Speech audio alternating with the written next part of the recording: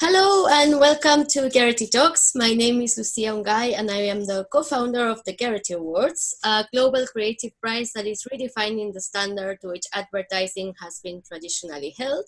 It's named for Frances Gerety, the copywriter that coined the slogan, "A diamond is forever." And Gerety Awards marks the first time an international jury has been brought together to choose the best in advertising, all advertising, not just advertising made for women, through the female lens.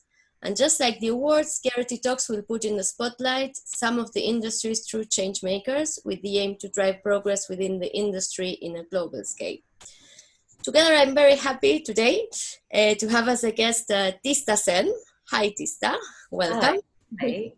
Tista is the Regional Creative Director for South Asia at Wunderman Thompson. She started her career with India's leading production company and assisted on over 100 commercials before she started as a writer in advertising.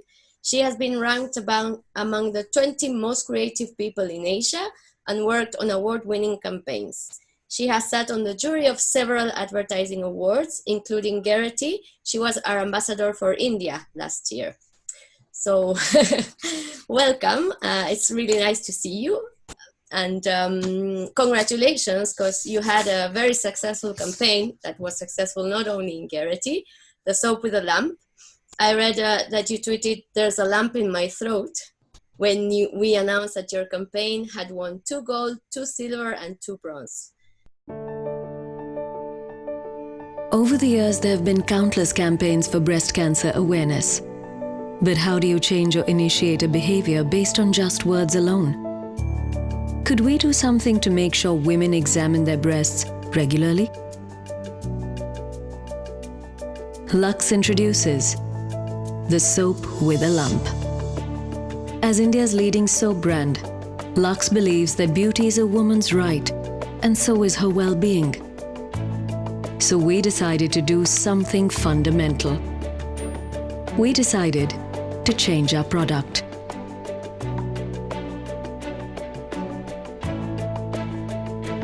Something about touching your breasts makes women feel inhibited and uncomfortable. But what better moment to alert women to examine their breasts than when they're alone in the shower or taking a bath? And what better way to do this but through the shape of our product, through touch. We created a soap that has a lump that doesn't fade like the soap itself. Up until the final use, women are alerted to the fact that they should check their breasts for any deformities. Lux tied up with the Indian Cancer Society and distributed the soap at their screening camp in Maharashtra. A helpline and a leaflet to guide you on the self-examination were part of the pack. Within 24 hours, the soap with a lump started trending, catching the attention of online publications, global marketeers, and international media. Lux plans to extend this initiative through leading cancer hospitals, awareness workshops, and other community programs across India. A simple idea that could help women across the world tomorrow. A soap that's full of fragrance that keeps you beautiful, but best of all, can save your life. The soap with a lump. Lux. So how was the creative process of the campaign? How did you come up with the idea? Okay, so firstly, thank you for having me here. It's a great honor. I'm really, really proud of, what Gerety stands for and what Gerety is doing, and then to win on this platform is like awesome. So, firstly, I should tell you that while I'm sitting here and facing the camera, there's a team behind me that is passionate, that is in that stays up all night till they get it right. So I get to do, of course, the fronting, but a lot of people, I have a hardcore team behind me. And I think the idea really came from, something I think as women, we've been toying with a lot.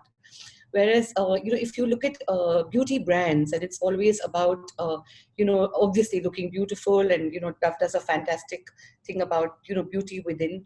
But we also thought about wellness and health. And, the fact that women, there's also great beauty in being aware of your body, in being aware of the signals your body is telling you. Don't ignore the signs. And it really came from a fact that how about doing an idea which, really involves the body, involves beauty, but from a very different dimension. And then we really looked at the brand we work on, which is really Lux, and said, how can we really do that with the soap? And I remember we were like we're an all-girl team. We have one poor guy who literally like handles all of us as well, who's part of the team. And we were sitting and, brainstorming about, a checkup for breast cancer in a sense. And I'm sure it's very cultural in India, and I'm sure it's the same in different parts of the world, where, the most basic test for breast cancer is really touching yourself and being aware of, that's the first thing they tell you to do. Whereas in a culture like India, touching yourself is really, it's like taboo. I mean, you're even when you're alone, you're very, very self-conscious. You wouldn't, a woman, and I'm not talking about, like me and us over here in the city, but people will not instinctively do that. And we thought of a reminder because, you bathe every day. I mean, this is India. You bathe twice a day sometimes. And there is something that, sits in your bathroom shelf, literally. And how about, giving women a daily reminder saying that, yes, you're soaping yourself. Yes, you're bathing. Maybe this is the time you can really check for lumps in the privacy of your well bathroom, and doing something which is really instinctive and everyday. And that's really the genesis of, where it started, how do we do it, and so on and so forth. Great. And in one of the panels we had with the Gerety juries, somebody mentioned that this campaign was not only great because of the original idea, but because of the challenge of having to involve all the production change to actually change the product. And that was very courageous. So my question is, how was the research process about changing the shape of the soap? And did the client say yes right away, or you had to convince them that it was a very good idea, which it was? Okay, the client did not say yes right away. I mean, no, but we had one big champion, and I will talk about him in a bit. So what we really did was we did a sample first. We didn't do it for the entire production line, but we tied up with the Indian Cancer Association. And what the Indian Cancer Association does is does this free, these screening camps all over. Remember, this is India. There is like vast parts of India which are rural. People don't have access to healthcare, dismal sanitation. So the Indian Cancer Society does these camps for all kinds of cancer, where they actually screen you free. So you're encouraged to come, and they do like a check. For women especially, they do a breast cancer checkup. So the way this rolled out was we tied up with them, and we distributed an entire line. And obviously we didn't sell them. This wasn't monetary, but we distributed the packaging with the soap, with a leaflet, which explained to you in different languages. I mean, there were, I think, 12 different languages in which we printed it out in, because this is India, the languages in different parts of the country. For women to say, here's a soap, this is for you. And this is a reminder for you to check yourself. And it was at a breast screening camp. So that's the way we initially rolled it out. Was it tough? It was exceedingly tough, because we had to work with the manufacturer, where they take the raw material of the soap. And, we didn't get it right the first time. And if you notice, the lump is on the side, because we also, also coming from a brand perspective, it had to look beautiful and aesthetic as well, So we tried and labored, I would say, over months. This is not an idea that happened on a Friday and we rolled it out on a Monday. It happened over months of molding, destroying, trying. We tried it in color, we tried it on the side, and we kept working at it till we finally arrived at a shape which we thought was fantastic. Then we had to fit it into a box, which we wanted to be transparent, so you could see the lump through it. We had to redesign everything, from the product to the packaging to the information that we're going to put on the product. But we created this whole line really in association with the Indian Cancer Society, and said we were going to distribute this to women, any woman who really come to the camp, as a reminder to check And also, like we know with breast cancer, the more quicker you are with your diagnosis, there's a better chance of survival. And that was what the statistics that were alarming, because women really, put it off till it's too late. And again, in a country where women put themselves really, we're last on the food chain. There is everything else to look after and take care of. And this was really, a signal, or rather, it was so empowering to tell women, you are empowered. You can come to us initially when you first suspect something, and then we will of course put you through the right contact. So this is really where the process, where it was first distributed, etc., etc. And did you have any feedback actually from women that had gone through a breast cancer, or from people from the association that had gone through this? Oh yeah, I would just say it was heartening, because every time we spoke about this, the idea was not about the tragedy, but that you can actually help save a life. So this wasn't about what should I say, that the concern and the worry and the fear, of course that's there, but this was to tell women and men actually, tell women folk to tell their sisters, tell daughters, ask mothers to tell their daughters to do a simple check, because the sooner you can diagnose it, the better you have of living a life. And that is what we were celebrating. So I think there's such brilliant work done on cancer. I mean, absolutely fantastic work done across the world to create awareness, to raise funds, to get women to participate, to get men to participate. And a lot of it is the tragic, and a lot of it is, the sadness that surrounds it. Again, for a beauty brand, we wanted to celebrate life, saying, you have a great opportunity to save your life and somebody else's. So, check yourself first. And that is really where we were coming from.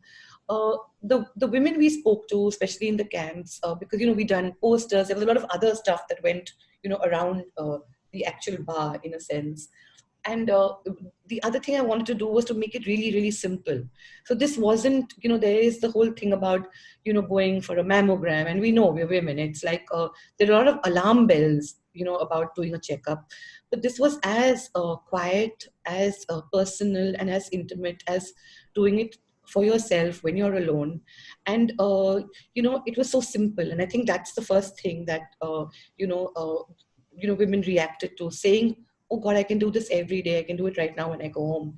It was that kind of a reminder, because if you just tell women that, oh, you need to get screened for any kind of illness, the first, the wall that goes up is, oh, I can't do it now. I have no time. I'll push it for another day. But this was just so, simple and so easy and just so essential to do, that it kind of became like a, rallying cry for all women everywhere. And there were men who came and spoke to us about, yes, because, there are fathers and there are husbands, and it can just reach out to anybody and everybody. So that was, I think, really the heartening, part of this whole campaign, that women embraced it so easily. Great. And there was another commercial. It was a short film, actually, that you made during lockdown. That was part of the IAA COVID Communicators, which is a series that talks about the efforts taken by communicators to bring in positivity. It was called Mumbai Together Strong. Can you tell us about how it was created? Oh, okay. So Mumbai, I don't know, have you been to Bombay? No, unfortunately, no. I would like to. So, and you must come. So this is like an invitation to you and Joe. So, I'm in a city which is chaotic. I mean, that's where I live. There's color, there's vibrancy, there's madness, and in the chaos is what makes the city. I mean, that's what the city is all about. And India, so population and crowds, and I mean, it's like wow. And during the lockdown, the first thing that struck me was, of course, there was a lot of conversation. And remember, this was the initial period of lockdown. We were a city that just shut down. And there were memories in a city, and growing up, and I'm really fortunate to be living in a city where I've grown up. So there are memories of parts of the city which, and I'm sure that's true to everybody. And I didn't want people, and every day there were images of the emptiness and the desolateness and the starkness of the city. And I wanted to do something again positive and ending with hope, to tell people that, what are your memories of the city? Because we're going to get back.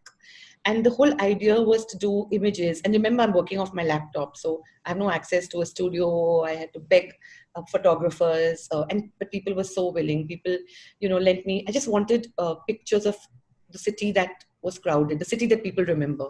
I wanted to show people, because I wanted humanity. I wanted life. I wanted people to feel that, although we are in a 24/7 lockdown, we are alive and the city is still pulsating somewhere. So I put these images together. I had a colleague of mine who I completely tortured to help me put it together. I had a friend who's a theater artist who said he would just, his voiceover would work, and he sent it to me on WhatsApp. I literally worked off my phone and off my laptop. And that's the other big learning. I would normally be in a studio and spending days and nights and sound, and we all, fastidious and creative director like about it. And I did this, in the afternoon over 2 days. And again, everybody came through, and it was just that, like, yes, we will overcome. But meanwhile, don't remember the emptiness, just remember the city that, what the city stands for. And it was very, very personal. I was amazed at the response it got, because people connected to it. And, you do connect with the city. You finally connect, because every city has memories, every city has moments. And I think that's what people connected with. And the voice of the actor is great. I loved it. It's really oh God, so I'm going to tell him, he's Denzel Smith. He's a theater actor. And he did it like in a heartbeat. And God, I told him, I was so, apologetic. And I said, if you can just do it once, and being really polite. And he sent me some 8 different versions. And I was like, wow. Yeah, and he was like, choose the one you want. I said it differently. So it became like a full big ass production with just 2.5, 3 people, but it was so worth it. Great. And being the regional creative director, how have you managed to lead your team creatively through lockdown? What changes did you have to make? So that's that's something I actually live with every day. Saying, am I doing enough? Am I doing too much? And should I just let people be? Like, there's no right answer. And I think for creative people, there's a lot that you expect out of me included. You expect a lot out of us as creative people. At the same time, sometimes you forget that, but I'm still in a home. I have people at home. There are friends who are suffering. There's family. There are COVID cases everywhere. So I am absolutely fine to let people firstly want to be part of the workforce, because as creative people, your thinking and your mind really needs to be well at ease in a sense. So the first thing I've done is actually made it pretty fluid about creating newer teams of people who are volunteering to work together, and breaking down those rigid silos of, I only work on this brand and somebody only works on this brand. But to say, here's a pool of talented people, and you can come in and go depending on, whether you're up to it or not. I think that's what's most important. I know flexi hours has been a really big thing, but I've been almost, military-like about finishing work at a certain point during the day, which is probably even earlier than we would be at work. We tend to work much later sometimes when I'm in office. Weekends are sacrosanct because they're off for people. Again, coming to women, because there's the mother at home, there's the wife at home, we're the daughter, we are playing so many different roles. So it's just to ease people up. It's not that I'm doing a fantastic job, but really, I think putting my people compassionate hat before I wear my creative director hat first.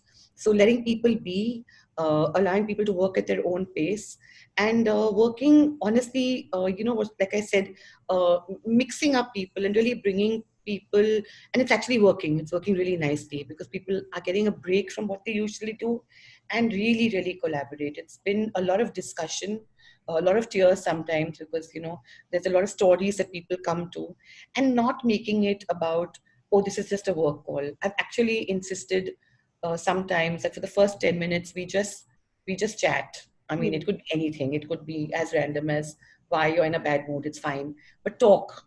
and then we'll get down to the work. Because another thing I noticed on, work calls, and, whether it's on Teams or Zoom, it's so transactional. You just start and it's like, okay, everybody's here. What have we got? And I want to just change that completely. So, because if you were meeting physically, you wouldn't, say, okay, let's start. I'm pressing a button. No, you'd be like coffee and tea and, hey, how was last night? What about the film you saw? And I don't see why, being working remotely should change all that. So yeah, trying different things, keeping the team spirits up. A lot of young people in my team, and yeah, no complaints so far. Great. And as I mentioned in the beginning, you were ambassador last year for India, and you participated in the executive jury session that we had with some other great creative women. How was that experience? What do you remember about it? Oh God, it was absolutely fabulous. I think, in fact, I heard Swati and Garima talk just a few days ago. I think they were on the jury this year, and I was so like, yeah, I felt exactly that. I mean, I completely resonated with it, because it's not about just the female gaze. It's not just about, oh, you got women together. It's really about getting to hear so many different kinds of perspectives on the same thing. And the other thing is, women listen, which is, so it's not, and I've been on, like, so many juries all over, and of course it's interesting and people talk, but there were things which I hadn't even realized myself. Hearing women do see work differently. Women process work differently. And I think not just compassion, but the ability to see the potential in an idea, to see where it can go, means so many different things to so many different women. I think the energy of everyone coming together, the work was fantastic, and just the energy of, we were 12 or 15 different women from everywhere, contributing, talking. And I think also, okay, I'm going to say it, up the ante on the conversation. The level of conversation is definitely of a much higher order when there are 15 women discussing where an idea is going, as opposed to, when it's far more, okay, here's the idea, how did they do it, blah, blah, blah. There's a lot more soul, there's a lot more feeling, and there's a lot more heightened feeling of really belonging and taking an idea where it is. So yeah, it was absolutely fabulous. And I read you were always fascinated with stories, and you've been published in Modern Love column of the New York Times, which I'm a big fan of. And you hope to write your own feature film one day. Do you have an idea what it will be about? Have you started working on that? Yeah, a couple of ideas. I think it should be about. I'm a huge believer in belonging, and when I speak about belonging, I mean, in a relationship, in a city, childhood. I feel everybody belongs to some kind of place, and there is, and also many things about leaving a city and then coming back to it to work. Migration, love, eternal. So yeah, a lot of ideas. I also want to tell the story in the most authentic way possible. So toying with a couple of stuff, but I need time, and I need to invest in it. It's not something I need to do, just by the way. So till then, yeah, I try and write. I wrote the Modern Love story just because I was a fan of that column, and I sent them a story. I didn't tell anybody because I did it completely on my own. And it's only when I got a letter from the editor saying, hey, we're publishing you, I was like, wow, because, and I didn't realize how big it was actually. My husband's a journalist. Till, I went and told him that the New York Times is publishing a story I've written. And he was like, no way, that's like me. And I was like, here's the mail. And because he's the one who got me hooked onto, Modern Love as the podcast, actually. That's where I began. And then I realized, like, oh, wow, okay. I mean, you can do it. And I remember I sat and did this again very alone. And I think a lot of ideas do come out of being really true to yourself and being, not just introspective, but really looking within. I think the best ideas come really from insights that belong there and make you feel something. So yeah, that's where my writing is taking me. But yes, I hope to do a feature, and let's see. Yeah. And you're also passionate about gender diversity and a founding member of the Collective, which is an initiative created for women in Indian advertising, media, and design, with an objective of fighting sexual harassment and discrimination at the workplace. Can you tell us a little bit more about it and what projects are you working on? So the collective is we 12 women who've come together from the industry, advertising and design, mostly women, senior women leaders really who got together. Because when Me Too just began, and we saw what was happening, first, where it began in the West, and we realized that closer home, horrifically enough, there were a lot of young women who then came up, but they had nobody. I mean, where do you take your story? I mean, you can either, going to the cops is the last thing really on anybody's mind.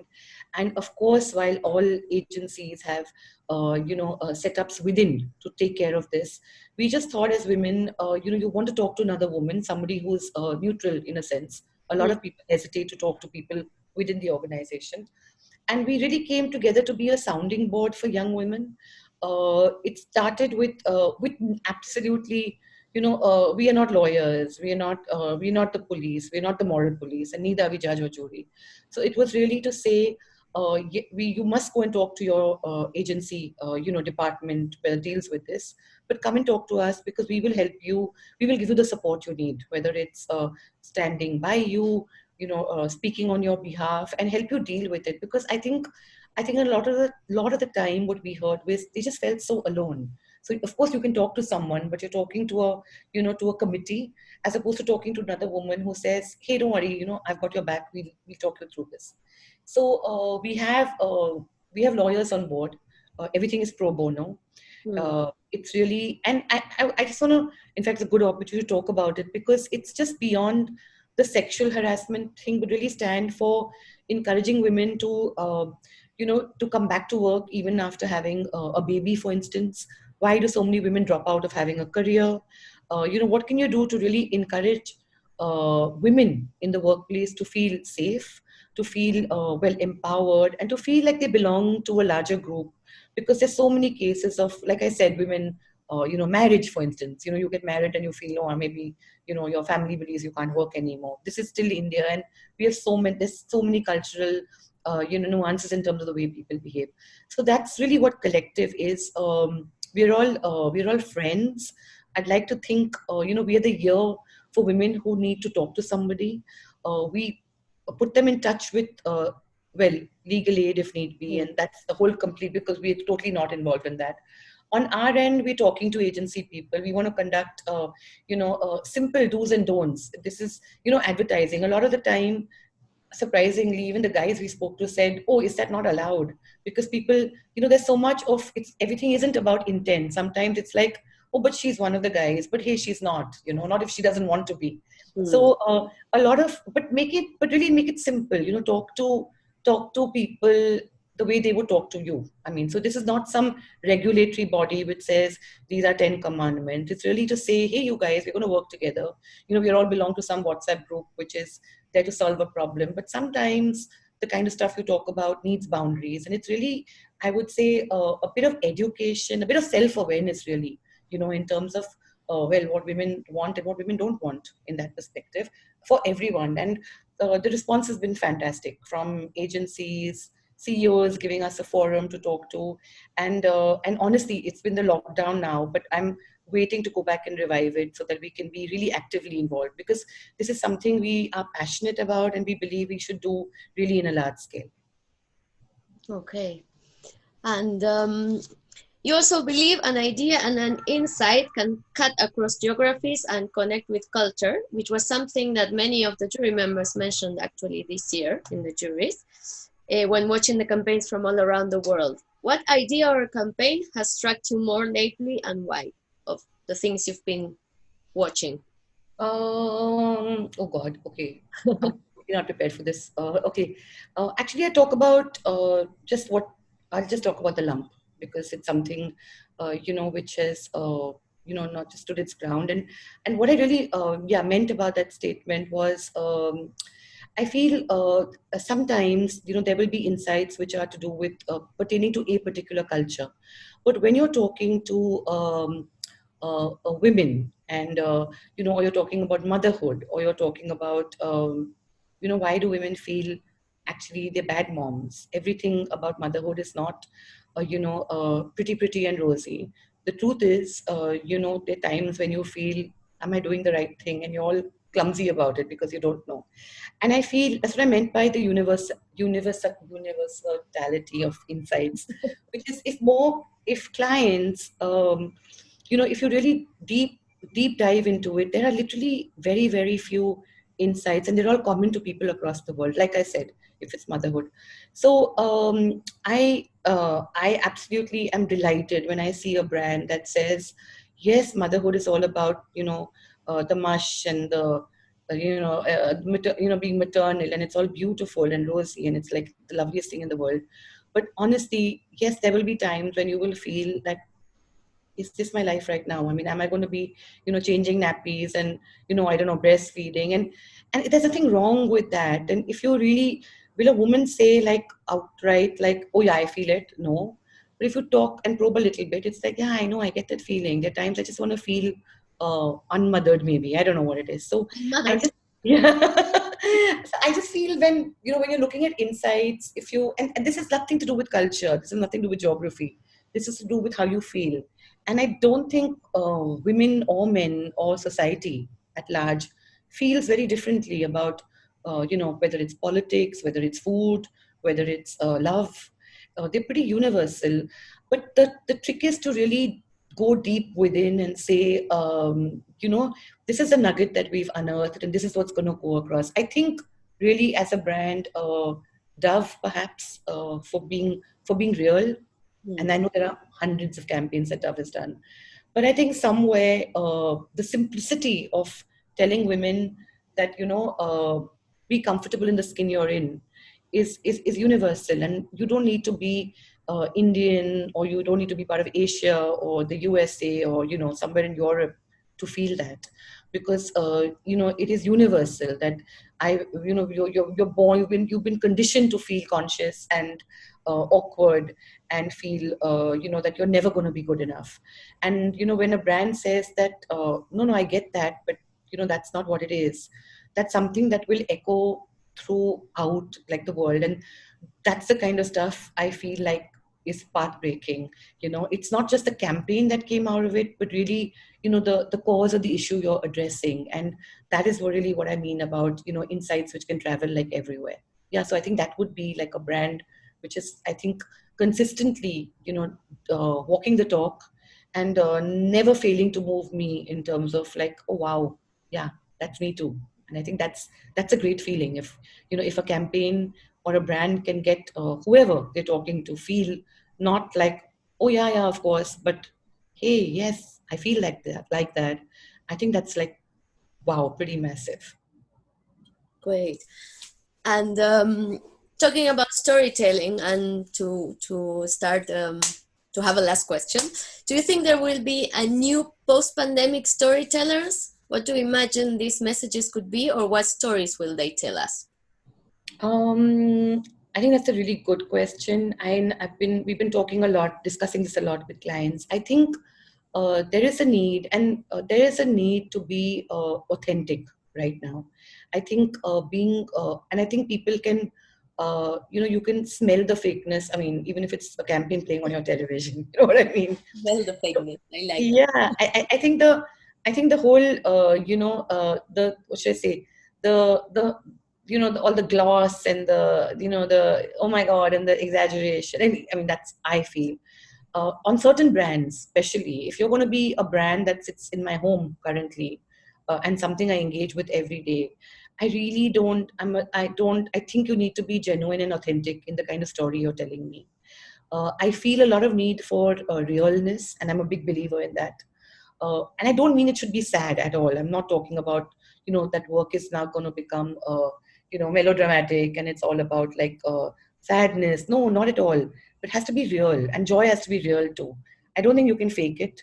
I think brands that are more true to the stories they tell, and the more real they are, the better. Our brands that are going to do well, because somewhere in the mindset of people and consumers and all of us, you, me, everybody, there is a little bit of the, enough of the BS, and talk to me like I'm a human being first, and yeah, tell me a story which I'm like, yeah, this is it, and don't really end the BS. And I mean, I'm not here to be fooled or conned anymore with the glitz and the bling of it.